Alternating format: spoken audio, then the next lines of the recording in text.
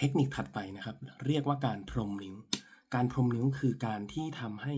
หางเสียงของขลุ่ยเราเพราะยิ่งขึ้นนะครับการพรมนิ้วคือการค่อยๆเปิดปิดโน้ตแต่ละโน้ตช้าๆยกตัวอย่างการพรมนิ้วของตัวเรนะครับ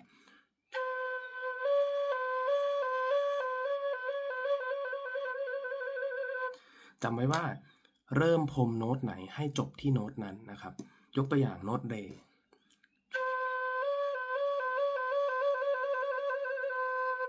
โน้ตซอนนะครับ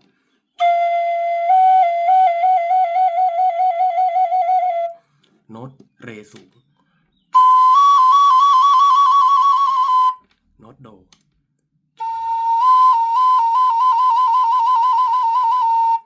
ทริคง่ายๆคือจำไว้ว่าช้าเร็ว